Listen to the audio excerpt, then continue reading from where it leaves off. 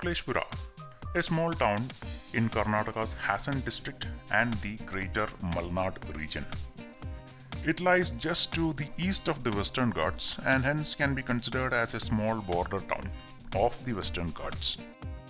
After 2 days of my Madikeri trip, I landed here. I didn't in fact intend to come here. Somehow I found myself in this place. When I started out from Madikeri, my intention was to go to Dharamsthala.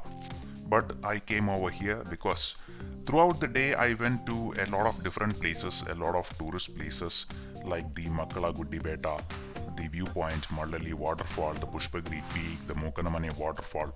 After going through all these places, I couldn't go to Dharamsthala. Anyway, I'm still continuing my monsoon ride. I intend to go back to the Western Ghats, but just before that, at Sakleshpura, there is an old fort built by Tipu Sultan, the Manjarabad fort. It is built around 1792. This fort is located just about 10 kilometers from Sakleshpura towards west on the route to Dharamsthala. This fort, as I said, is built by Tipu Sultan with the help of French military architects or engineers. At that time, Tipu Sultan was trying to enhance or increase his kingdom, his country, the Mysore country.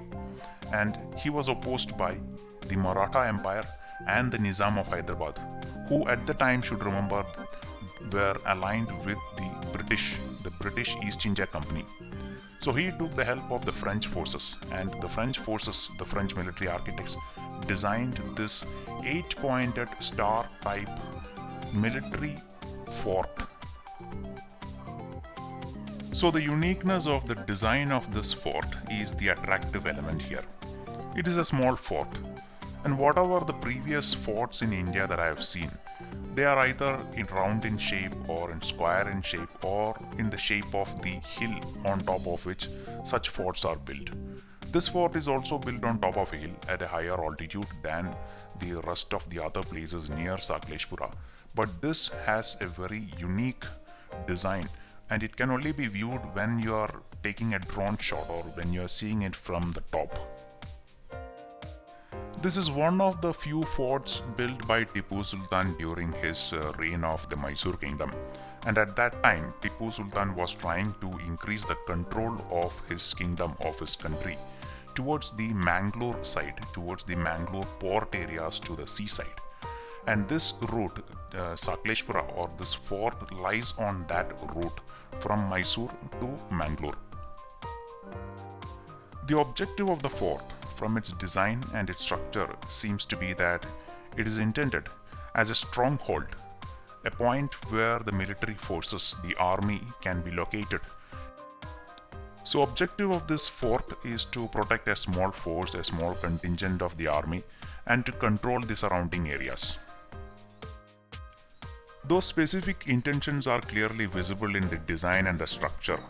This fort has a lot of cave-like openings or internal buildings or infrastructure where the forces, where the army can be safely located without harm from external forces, from the attack of enemy forces.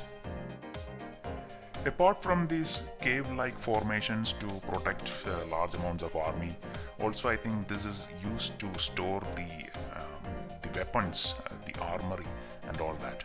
There is also one plus-shaped pond in the middle of the fort. So these are the things to see. It is not a big fort, it is kind of small ones, maybe about 2 or 3 acres in total area. It is located at a top, at a higher altitude, so you can have a view of the surrounding areas.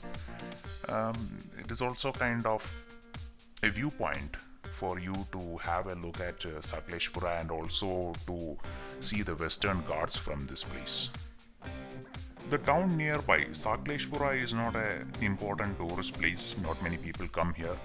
The only point about this fort is this 8-pointed star design, and that you only can see it from a top view if you are high above the ground, like kind of a drone shot. Otherwise, this fort looks like almost all kinds of other forts, a very small one, not very mighty from within the inside even. probably due to the low tourist footfall, the less number of people coming here. The maintenance of the fort is not very well.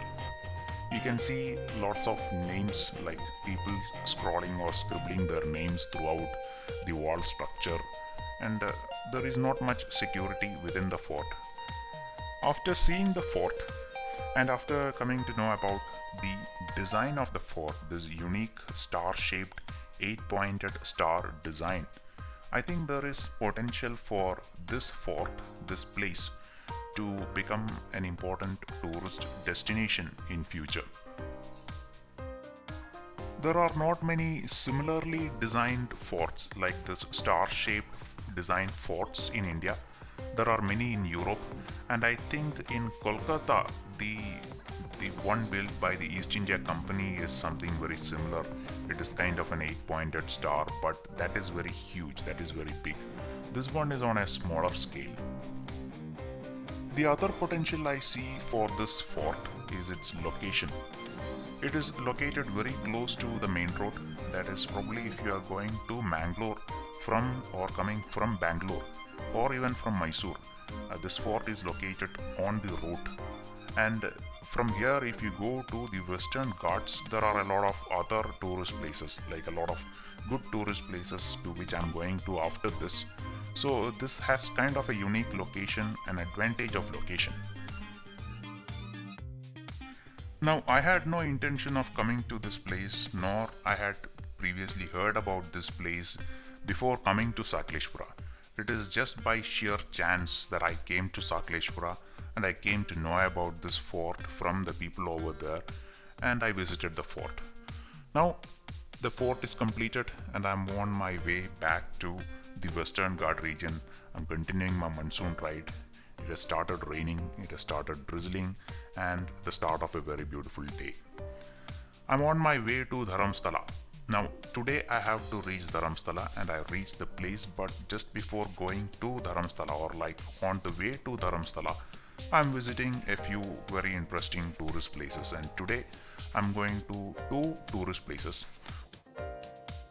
So I'm going to the west, to the Western Ghats, and from Sakleshpura, if you're going to Dharamsthala, you can take two routes. But I took a route going through internal places, like through internal roads, not the actual main road.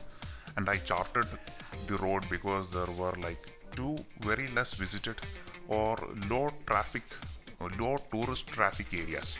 One is the very little known Hanbal Falls.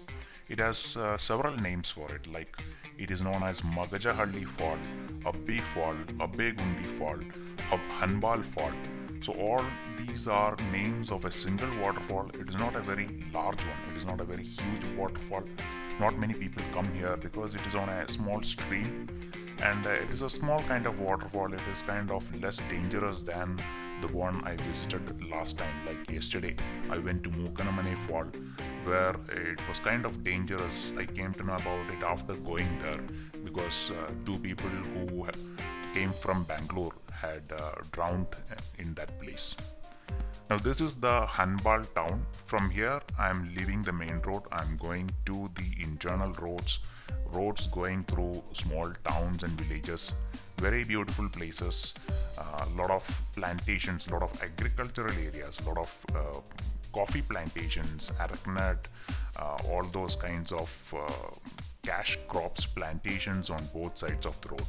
And the rains have started, and this is the start of the enjoyment or the start of the monsoon ride for this day. In fact, I am doing this monsoon ride, I am enjoying this rain for the last 2 days. It has been continuously raining, almost at least continuously drizzling throughout the day, throughout the night for the last 2 days. And as I go from here, the rains are only increasing in ferocity. On this route itself is the second point I visited, another less known tourist place. Not many people go there. It is a very old temple, the Bettada Byraveshwara Devasthana. It is on a hilltop. It is also kind of very less visited place. Not many people go there because of its location, because it is not very well known to the tourist world or to a lot of people. But I found it because one of the people people who I met at the hotel where I stayed last night mentioned about it. He said that it is on a hilltop and from there you can do a small trek. So that is the reason I'm going there, but I'm not sure if I'm going to do the trek. In fact, I didn't do the trek because it was raining. When I reached the place, it was raining. On this side of the Western Ghats, like now I am on the eastern side of the Western Ghats, there are a lot of tourist places, a lot of trekking points, a lot of viewpoints, small and large waterfalls. But I chose these two areas, these two spots. One was the Hanbal Fall and the second is the Bettada Byraveshwara Devasthana, mainly because of the low kind of or the less known element of it. So very less number of people go there. But in fact this place is very touristic, and that is evident from these signboards. About 10 or 15 signboards of homestays, hotels, resorts and all those things around this place. And just at this place I saw about 10 or 15 of them, because this place has a lot of trekking points, a lot of viewpoints, a lot of people, a lot of tourists come to this place from Bangalore and from all parts of India to stay here. And from that itself you can understand the attractiveness of this place, the beauty of this place. So there are a lot of small and large resorts and homestays, and that itself indicates the kind of supply and demand conditions for the tourist infrastructure or for the tourist economy of this place. All these places looks very beautiful, and it is beautiful due to the weather condition, because it is raining, it is not very hot, it is not very cold. This is the season when the temperatures are kind of normalized by the rain. The day is cloudy, not much sun, so not very high temperatures. In fact, the temperature is like very good for riding. If it is not for the very heavy rain, it is kind of drizzling throughout the entire day. And that kind of weather is the attractiveness of this monsoon ride, riding in this drizzling rain conditions. Even though these are kind of interior roads going through small villages and towns, the roads are very well maintained. Probably because the amount of heavy vehicles going through these roads are very less, like lorries, buses, heavy trucks and all that.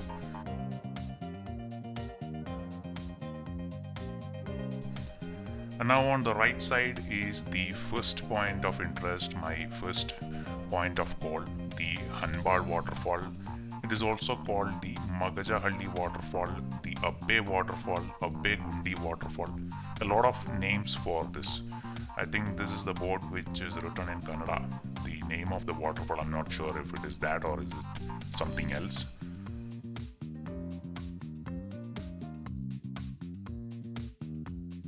Now this is a very small stream. It is not very big, and probably for that reason it is not very well known.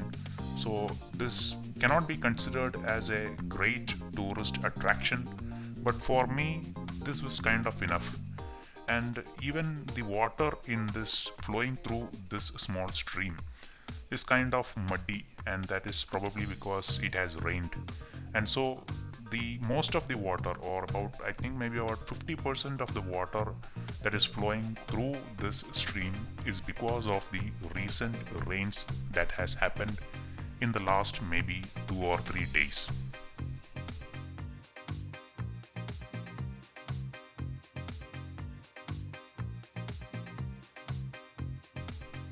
This is in fact a very small stream surrounded by a lot of rocks and trees, mostly muddy waters.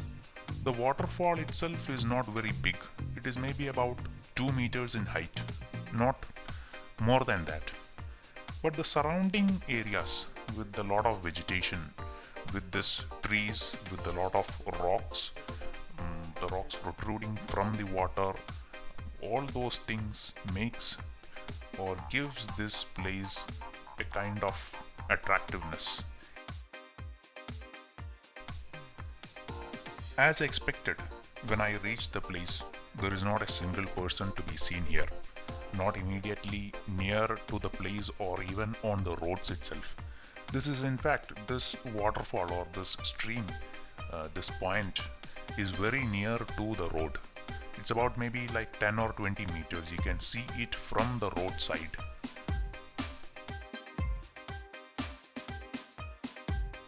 But even with that proximity, the people who come here are very less.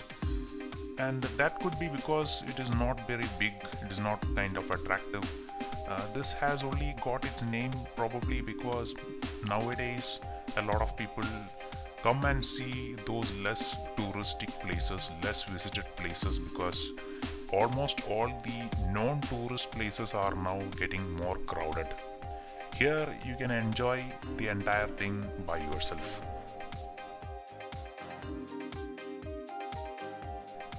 To me, this place looks kind of safe, that is not very dangerous when compared to the one I went yesterday, the Mukanamane waterfall. That is also one close to Sakleshpura. It is not very far away. There, when I went there yesterday, I saw a person there who told me that two people had drowned there just 2 days back. And even that place, on first glance, that didn't seem to be very dangerous, that place, that waterfall. In fact, the height of that waterfall was comparable to this one. That was not very high, even though the width of the river, that stream, was kind of about almost double to this one. The main difference between this waterfall and the Mukanamane waterfall was that at Mukanamane, that place where the water was hitting or the water was flowing down from the height to its bottom portion, that specific place had a very deep gorge-like area. So that was a very deep place. It is probably like maybe 1 or about 2 meters high, and that is the point where the person got drowned. And there it is kind of very rocky place, not like this one. Even here there are a lot of rocks, but at this place you can see you can go across this river on your feet without getting too much wet, only your legs. The other attractiveness of this place from the major tourist attractions and destinations like large waterfalls is that this place is less polluted, and because of the low tourist inflow, there are no plastic bags or other kinds of waste to be seen anywhere nearby.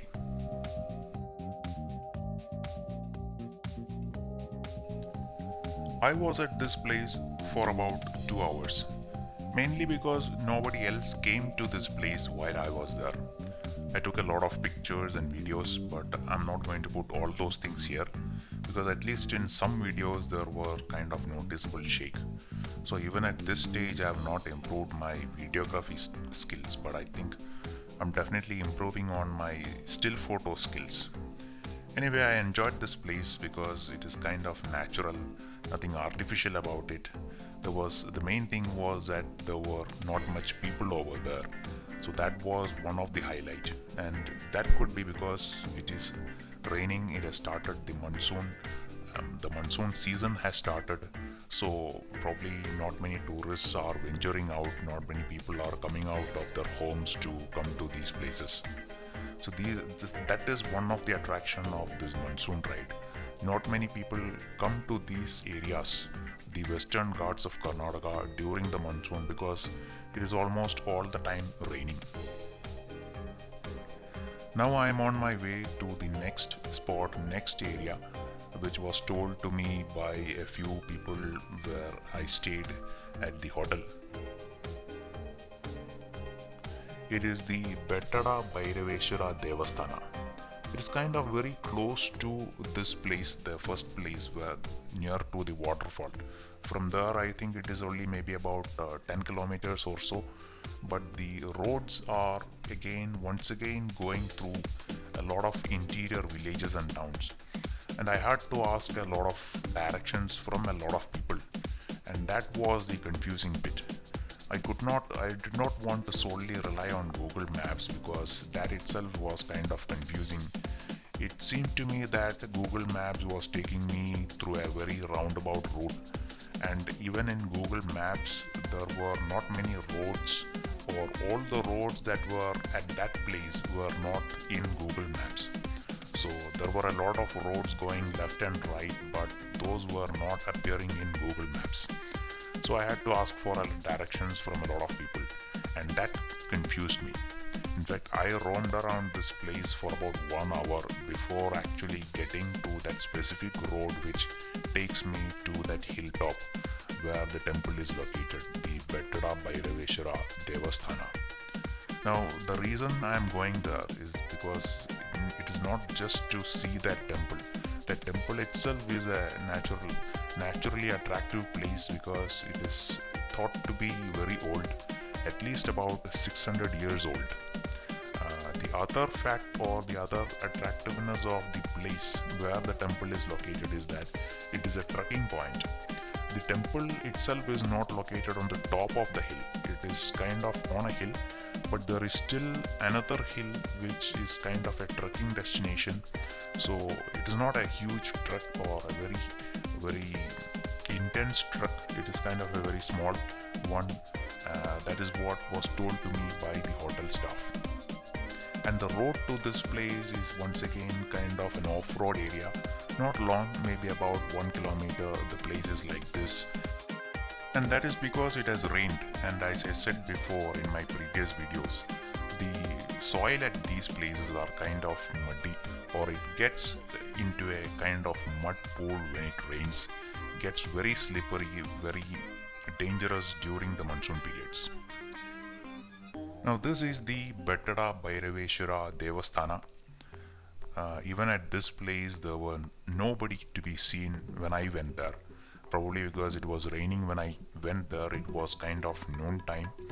But to me this place seemed to be kind of abandoned.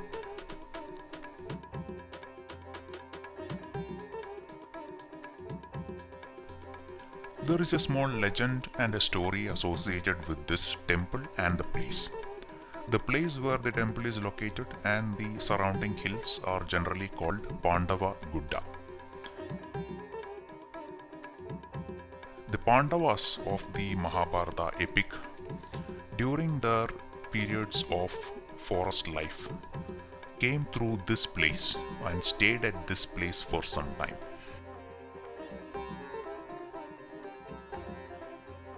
The temple is built to commemorate that legend, that epic of the Pandavas passing through this place. The temple is thought to be constructed about 600 years back, although there are some conflicting versions because I saw at one place that this temple is around 800 years old. Anyway, few portions of the temple indicates its oldness, but at least some areas or some parts of the temple seems to be kind of new. At least maybe not 600 years old, maybe 100 or 200 years old, not more than that. But anyway, I'm not an expert in all these things, so I'll just have to believe what is written and what is said.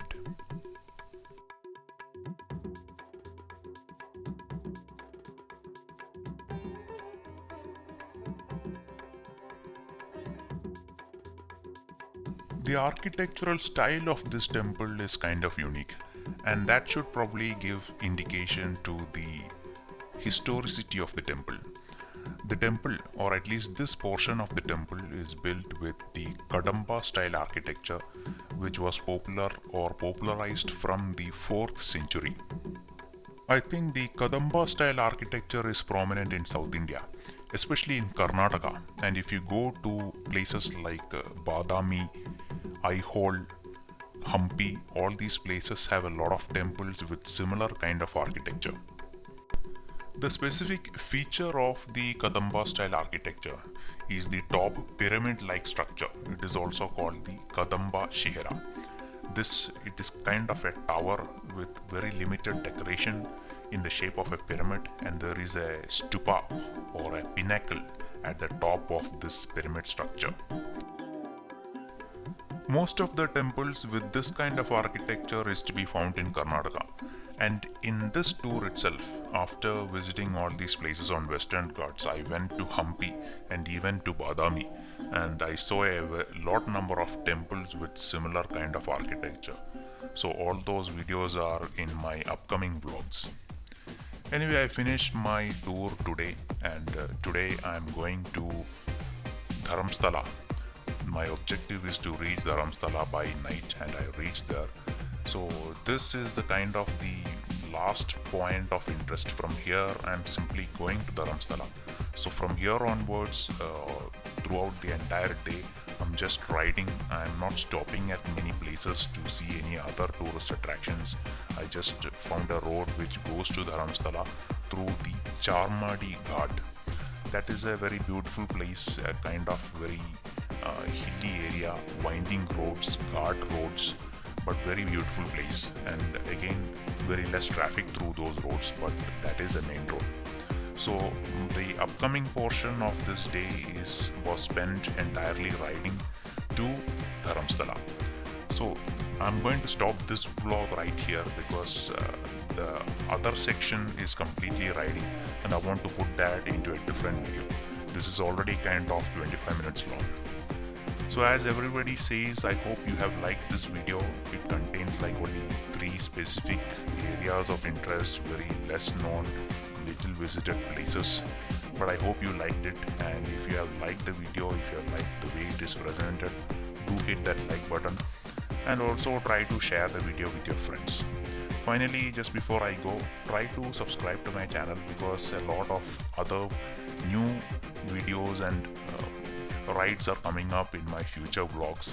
Mostly my rides to Western Ghats, to all these places. From Dharamstala I went to a lot of other places, and then to Hampi, Badami before reaching Mumbai. So to see all those videos, try to subscribe and also hit that notification bell button so you get the information about the videos that I'm posting. The link to my next video is just about here, the one on the right side. Thank you.